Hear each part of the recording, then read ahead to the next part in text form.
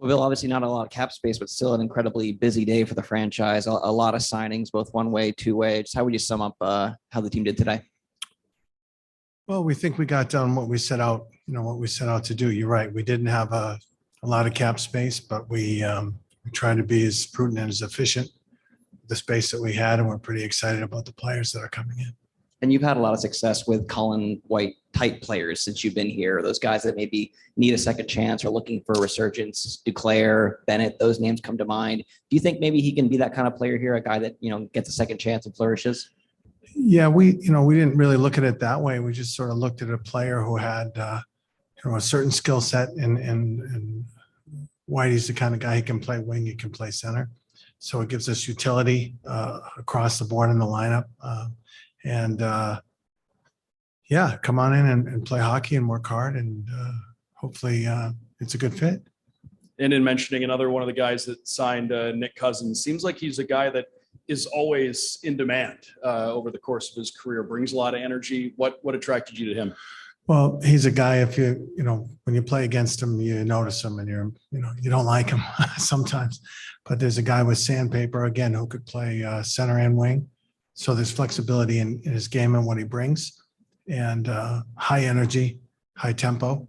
So we think he'll fit right in.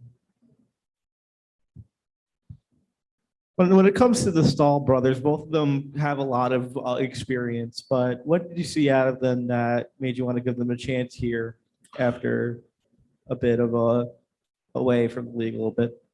Well, Mark's been playing the defenseman. So in Mark, we saw a veteran guy who logged reasonable minutes last year for a veteran player, who was smart. He can lend both an on-ice presence to our team. He can be a leader for our D-corps. There was a lot of positives surrounding Mark, and Eric had a relationship, with the coach, and he's going to come in and just see what happens. Pretty excited about it. Alex Lyon, obviously you always need a good veteran third string goaltender in this league. Had a good showing against the Panthers this year, and also a Yale guy. I don't know if that played in for you, but just how important was it to get that third kind of veteran goaltender for the organization? Yeah, it's vital because, at any point, I think it was, I don't know what number when he first got his break, Jordan Binnington, right? He was in the playoffs there, but it can happen at any time at any position. And it's quite important to have a solid, reliable goalie, not only in Charlotte, but to come up here and to help. And Zito, just obviously another depth defenseman. And from what I've heard from people, I've got my Twitter's blowing up with DMs of people just saying what a great guy he is. I'm sure just another guy that fits into the culture in the locker room as well. Yeah, he's a guy who is pretty well known around the league for having a wonderful personality, and he also plays a hard game.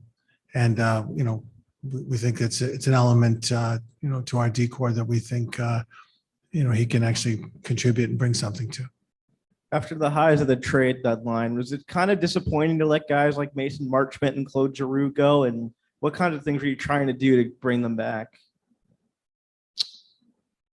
Well, yeah, it's really difficult. It's they're of course people first, so you get to know people, and Mason was a guy that can't thank him enough for everything he's done for us, and we don't have the cap space, so it's not something that we can. A lot of times you're limited by the by the rules and by what you have. So we wish him nothing but the best of luck, and same with G and Benny and the other players who are exiting. It's hard. It's a hard thing to do, and it's a part of life in the National Hockey League, but it's never easy. We'll take some questions from the Zoom now. We'll go to David Wilson of the Miami Herald. Hey, Bill, on that sort of note, obviously there are things that would have been difficult decisions, but, trades or buyouts and stuff. There were ways you guys could have, I guess, created cap space without getting into kind of specifics. I don't know. Was there kind of a point there where you kind of knew that this was the direction you wanted to go, and that G and Marchie were guys who you were not going to be able to keep? I would say that we were investigating all of our cap space options on a daily, if not hourly basis to try to figure out ways that we could get things done to keep some of those players. So, no, not really. I mean, it was pretty exhaustive, and it when you do your pro scouting meetings, you have a like a what if situation where you have to plan what's plan A, what's plan B, what's plan C. And so that had already been prepared. It's just a matter of executing. And then, after the way last season ended, I know there was like a lot of talk about maybe you guys have to change. There's just little things about style or whatever, or attitude, stuff like that. Just the guys you brought in, is there kind of like an overarching like theme or way that these guys, the new additions, you feel like can maybe help you guys maybe play a little bit differently come playoff time? I don't think that play differently. I just think that each one of these players brings a unique skill set. And individually, they were people that we thought were pieces that could fit into our puzzle. We'll go to George Richards, Florida Hockey Now. Hey, Bill, when you're looking at the players that you signed today, do you feel like you've addressed the depth issue in trying to, revamp? You lost some guys on the bottom six, obviously the top six as well, but do you feel like you addressed that well enough, or are you going to continue to look? Well, yeah, I mean, we're pretty pleased with the players that are coming in, and we think, as I just said, that they're going to enhance the group that we have and flourish here. And we'll always keep looking, and we'll always stay open-minded every day that we can improve our team. And is this also an opportunity for a number of your younger players to make a mark for themselves come training camp? Yeah, I would think so. I would think that the young players would be excited about coming in, and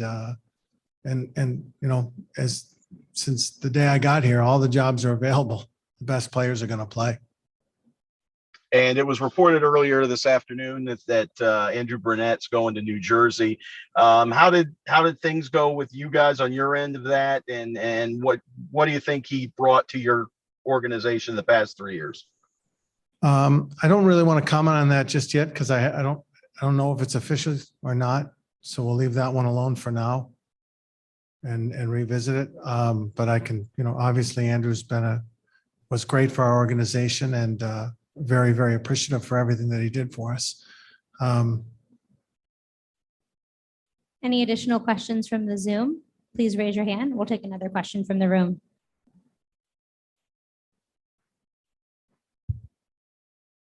Bill, I just want to ask, first move of the day was signing Nathan Staios. Obviously, his dad had a long career in this league. He's coming off a huge year in the OHL. Just what do you think he's going to bring this organization right away in either the AHL or ECHL? Yeah, he's an offensive defenseman of the year there in the OHL and CHL, and he's a smart, heady guy that can move the puck. And the puck movers, it seems to be are a theme moving forward. And you can never have enough guys like that. I know you have a lot going on with free agency, but you've been at camp as well. How much have you just enjoyed watching this week's D camp and the guys out there? Yeah, it's fun. It's exciting to see the young guys. They're excited to be there, and not only to see the skill sets and what they can bring on the ice, but off the ice a little bit too, and get to know them a little bit, interact. So it's a really valuable process for us, and it's for us. It's not so much evaluative as it is instructive. So it's great for us to sort of get our hands on the players and begin that teaching process and begin acclimating them into our culture. We'll go to Alex, 5 Reasons Sports. Hey, Bill, on Jonathan Huberdeau and Mackenzie Weegar's extensions, how close are you guys? And do you think a deal can happen soon or maybe throughout the season? Well, as I said at the draft, that I checked in with their agents, and really the business here is sort of a progression. So we've got to just take care of the situation at hand and then keep moving forward. So we've started the process and look forward to moving forward and continuing to have talks. Thank you. Thanks everyone for joining us this afternoon.